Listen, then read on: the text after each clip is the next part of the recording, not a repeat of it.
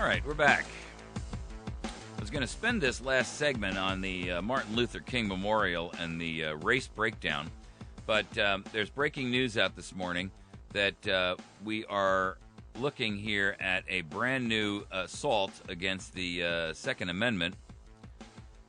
The president has issued new executive actions, and oh boy, that ain't going to be good for us. So I'm going to tackle that first, and depending on how deep this gets, we may not get to the Martin Luther King Memorial and the race breakdown, but okay, Obama's new executive action on gun control. There are two new measures. The White House announced two new executive measures for gun control. Sorry, but executive orders don't trump the Constitution. Betrayer, traitor, usurper, and illegal alien in chief. The announcement came to reporters via email? Yeah. Fact sheet. New executive actions to reduce gun violence is the subject of the announcement. Today, the Obama administration announced two new common-sense executive actions to keep the most dangerous firearms out of the wrong hands and ban almost all reimports of military surplus firearms to private entities.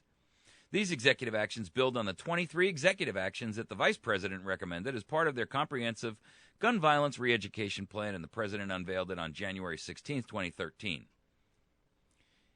Even as Congress fails to act on common-sense proposals like expanding criminal background checks and making gun trafficking a federal crime, those are already crimes. The president and vice president remain committed to using all the tools in their power to make progress toward reducing gun violence. So here's what they're closing, the two loopholes. The first policy will end a government practice that lets military weapons sold or donated by the U.S. to allies to be reimported into the U.S. by private entities, where some may end up in the streets. The White House says the U.S. has approved 250,000 of those guns to be reimported since 2005.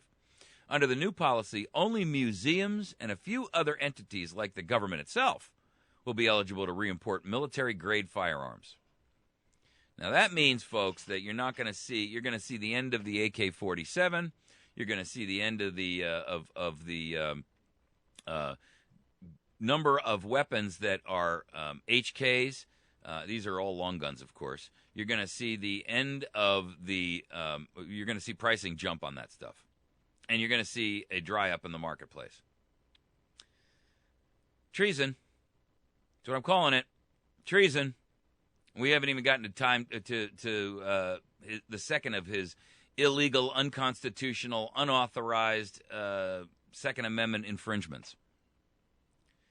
Here it is. The Obama administration is proposing a federal rule to stop those who would be ineligible to pass a background check from skirting the law by registering a gun to a corporation or a trust. The new rule would require people associated with those entities, the beneficiaries and the trustees, to undergo the same type of fingerprint-based background check as individuals if they want to register guns. So here's what that means. For a while now, one of the ways that you could purchase guns and have them you could put them into a trust.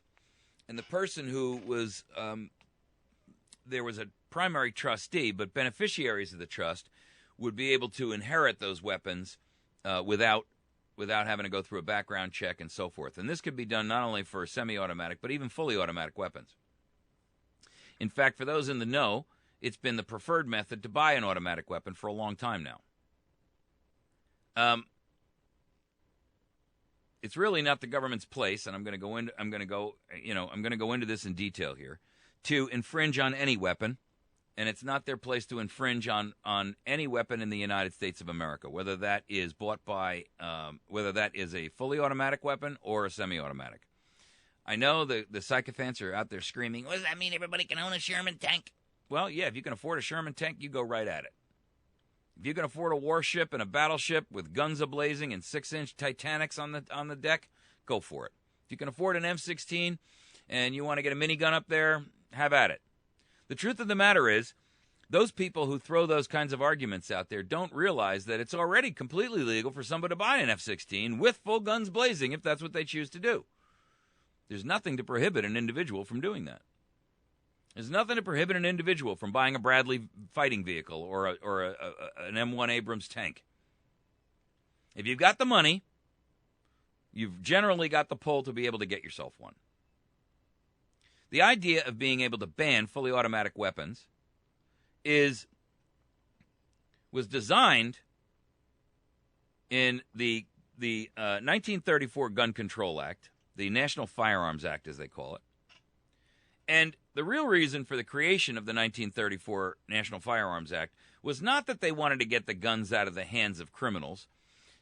In the Roaring 20s, guns were used by gangsters, and they had the Tommy gun out there. And, there were a couple of isolated shootouts that have now been emblazoned in American history as some romanticized nonsense with Bonnie and Clyde and Dillinger and all that kind of thing. But the real truth here is this. The National Firearms Act was passed because Prohibition was repealed, and they had to have some way to keep all them revenue officers in jobs. That, ladies and gentlemen, is the truth. If you don't believe me, go look it up in your history. I ain't making it up. I'm not blowing smoke at you. That's the real truth. And it did one other thing. It solidified control over those automatic weapons so that they weren't in the hands of civilians who, for all intents and purposes, operated them completely safely and never were a threat with them at all. You see, again, it's the point of penalizing the tens of millions, or the hundreds of millions in this case, for the sins of a few. And our Second Amendment very, very clearly states that the right of the individual to own firearms shall not be infringed. Now, shall not be infringed means you can own any damn thing you want. And I'm tired of hearing people say, those military assault weapons, they look evil. Well, every semi-automatic could be made to look evil, including a bolt rifle could be made to look evil. The truth of the matter is guns look evil to people who don't like them, no matter what their configuration. And to classify by what he's saying here as a military weapon, that means something that they're going to classify as a detachable magazine, has got they're going to throw all of these rules on this new executive order. And I'm going to tell you, Congress, I'm expecting you to step up and either get rid of this executive order by a congressional action or impeach this piece of garbage. And I'm not asking you, I'm telling you. You need to stop this, and you need to put an end to this dictatorial, authoritarian mandating of executive orders passing law. It's not a policy, it's a law. You may call it a policy, you may state that it's parading about in the clothing of policy, but you cannot hide the fact that underneath that clothing is a law. If you're proposing a federal rule to stop those who would be ineligible to pass a background check from skirting the law by registering a gun to a corporation or a trust, that's not a rule. That's a law. The new rule would require people associated with those entities like beneficiaries and trustees to undergo the same type of fingerprint-based background checks as individuals if they want to register guns. Okay. Let's stop pretending and calling this what it ain't. This is not a rule. This is a law. Couched, pretended to be, poised, dressed up, but a law nonetheless. And the only reason you're not calling it a law is because you know, and we know, that only Congress can pass a law, not a dictatorial, authoritarian, illegal immigrant, racial divider, two-bit illegal alien like you, Mr. Obama. Vice President Joe Biden, Obama's point man on gun control, no pun intended, after the Newtown tragedy put guns into the national spotlight. This is an article on AP.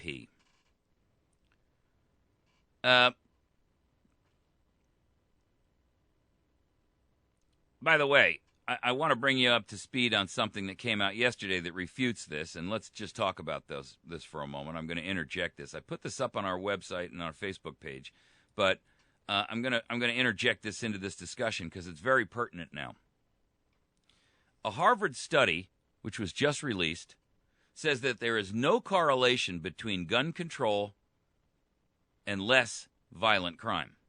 In other words, would banning firearms reduce murder and suicide? Is the question, is the title of the study, and it looks at figures for intentional death throughout continental Europe, and compares and juxtaposes them to the U.S. to show that more gun control does not lead to lower death rates or lower violent crime. Interestingly enough, the findings of this study clearly demonstrate that more gun laws, in fact, increase death rate. And the study further goes on to say the mantra that more guns mean more deaths and that fewer guns therefore mean fewer deaths is wrong. When the study shows numbers for Eastern European gun ownership and corresponding murder rates, it's readily apparent that less guns do not mean less death.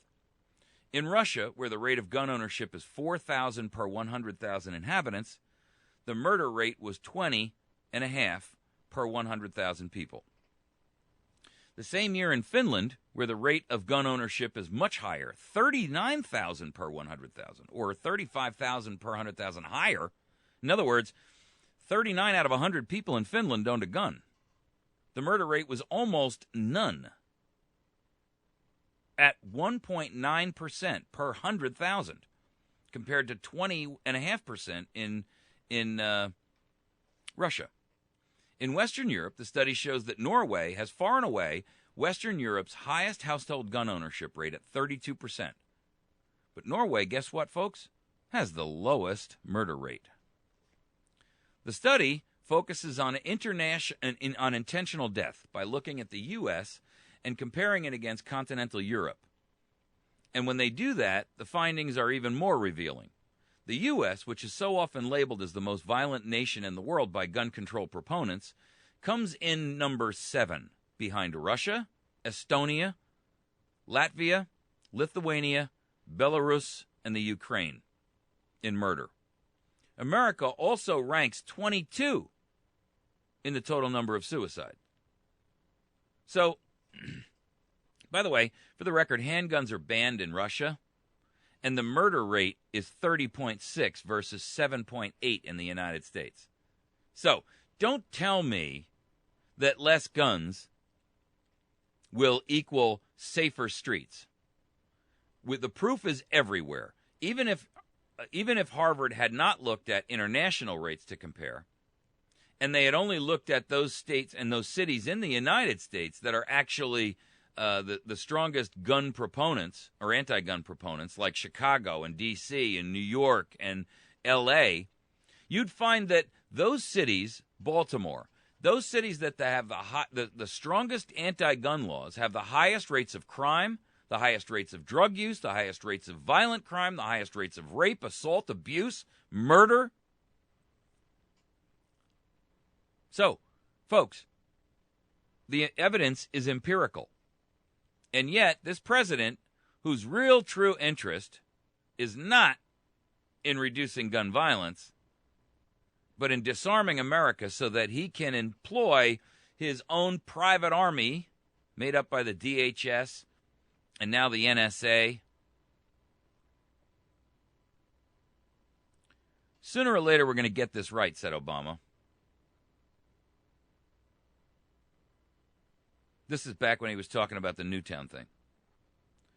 And the memories of these children demand it, and so do the American people.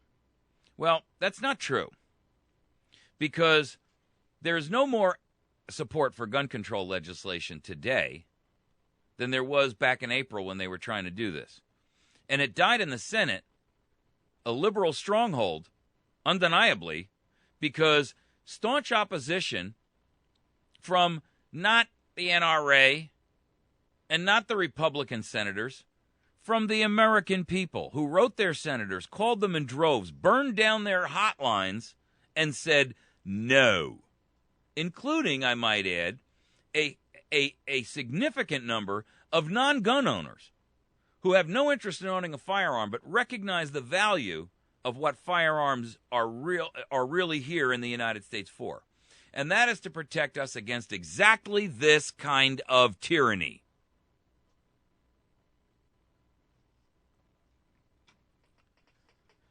Biden claimed that he was going to make it happen.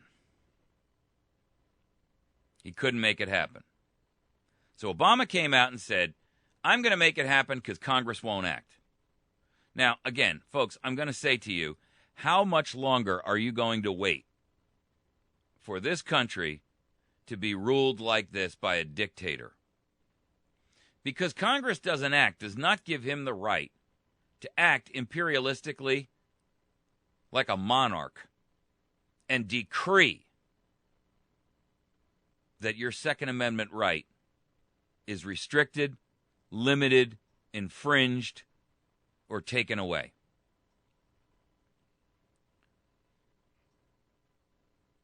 Current law places, this is an article in the Weekly Standard. Current law places special restrictions on many of the most dangerous weapons, like machine guns and short-barreled shotguns. These weapons must be registered, and in order to lawfully possess them, a prospective buyer has to undergo a fingerprint-based background check. However, felons, domestic abusers, and others prohibited from having guns can easily evade the required background check and gain access to machine guns or other particularly dangerous weapons by registering the weapon to a trust or a corporation. That is a flat-out lie. At present, when the weapon is registered to a trust or a corporation, no background check is run. ATF reports that last year alone it received more than 39,000 requests for transfers to these restricted firearms to trusts and corporations. Let me tell you something. That is an absolute lie.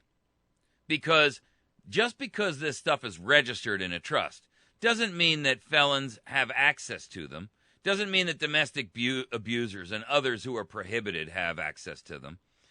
Because if you take one to the shooting range and somebody says, hey, that guy's a felon, you're still going to prison for possessing it. This is another trumped-up lie looking for a place to land so that this is a resolution to a problem that does not exist. Today, the ATF is issuing a new regulation to close the loophole. The proposed rule requires individuals associated with trusts or corporations that acquire these types of weapons to undergo background checks, just as these individuals would if the weapons were registered individually. By closing the loophole, the regulation will ensure that machine guns and other particularly dangerous weapons do not have the wrong hand. Let me tell you something, America. There's a public comment period for this rule. If Congress won't act, we will. Get on there and blast this thing with public comment that says absolutely not. You have absolutely no right whatsoever to restrict lawful people from creating a trust where they can put any darn thing in it they want. And I don't care if it's diamonds or real estate or guns or banana peels. It's their business and not yours. And don't give us the nonsense that violent felons and all of that have access to this. Let me tell you something. Violent felons don't have access to trusts. Only you and your treasonous fascistic ilk have access to trusts. They cost money to create, and it costs money to buy these weapons. A fully automatic weapon costs somewhere between $5,000 and $50,000. How many felons do you know running around that got $10,000 to go buy a weapon and put it into a legal trust? And if they do, they're not putting it in a trust, you idiot. They don't care, because if they're criminals and they're going to go out and commit a crime and rob a bank with a fully automatic weapon or whatever it is that you're claiming, they're not really worried about going to jail for possession of a weapon, you stupid fool. This is more lies and diarrhea of the mouth from a traitoristic group like this sycophantic monster up in the head of the White House, who's a usurper who doesn't even belong there, trying to strip Americans of their Second Amendment right. And the end game of that is your death.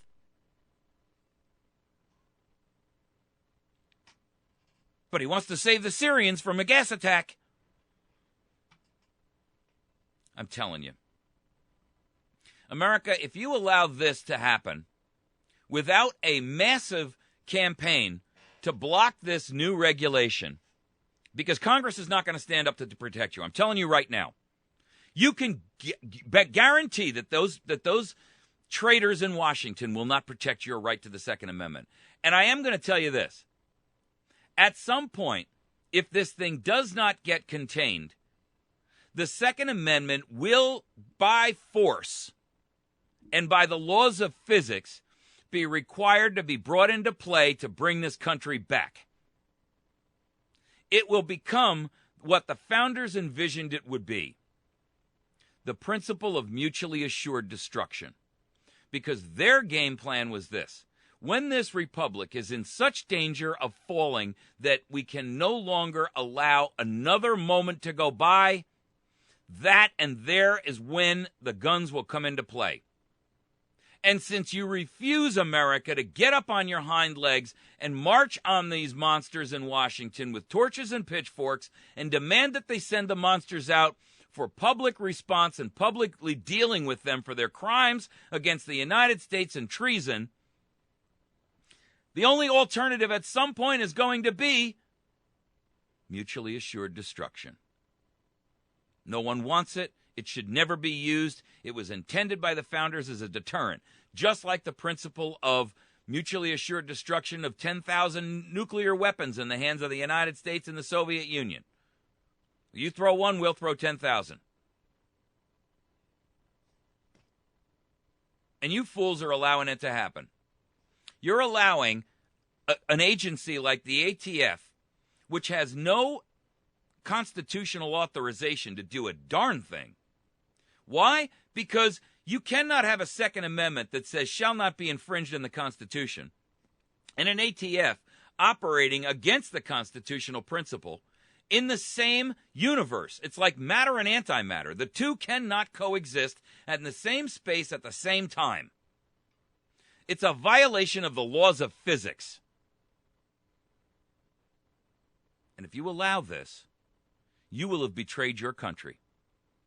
You will have betrayed your oath, whether taken verbally or otherwise. You may not be a government employee who's taken an oath, but I'm telling you, you've taken an inherent oath. You've taken an inherent oath based on the fact that you have benefited from the value that this republic has generated over the last 237 years. You've benefited because you have won the human lottery of being born here in the United States, where you have the freedom to live and the freedom to worship and the freedom to speak and the freedom to own a weapon and the freedom to be free of tyrants like what we have in place right now. And if you are unwilling to stand up and defend that freedom which has been given to you, and you've won by nothing other than the luck of the genetic draw and no work on your part, and you're unwilling to even defend that, then do us all a favor and go find someplace else to live. Because what you are doing is you are dragging all of us down who do value that with you. And I, for one, don't want to go down the rabbit hole with you. I don't want my children to go down the rabbit hole with you. I don't want my business to go down a rabbit hole with you. I don't want my freedom to worship in my own fashion to go down a rabbit hole with you. And I'm going to tell you something. For those of you who are sycophantically sitting out there and saying, well, if we have freedom of religion, no, you don't. And I got to tell you, you don't, because your church has already sold you out. You don't own your house. You don't own your farm. You don't own your car. The bank, the central bank, the Federal Reserve owns all of that. The federal government owns everything you have. They own your 401k, and I guarantee you they'll be taking it within the next 3 to 5 years. Money bet. I'll bet you your net value, your net worth.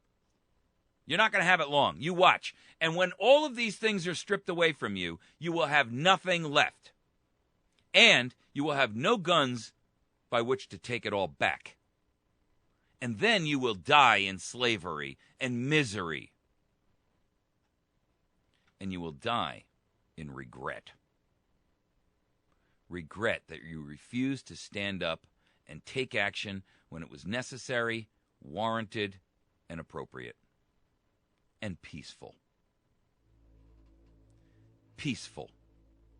But instead of operating in peace, you're going to allow this to reduce you to a necessary requirement of violence. That's what's going to happen.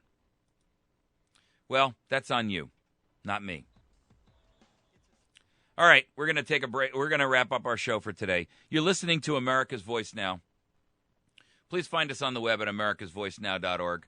You can find us on YouTube and find this and every other program that we do on YouTube at youtube.com/America's Voice Now. Share this video with everyone you know, because it's time for America to stand up and say, we've had enough. No more nonsense. We're not interested in playing any more sycophantic games with you. You can't have our guns, and you're not going to limit how we can own them. And this is a shell game and a nonsense argument for this anti-gun stuff. Stop it now while you have a chance, America. Time's up.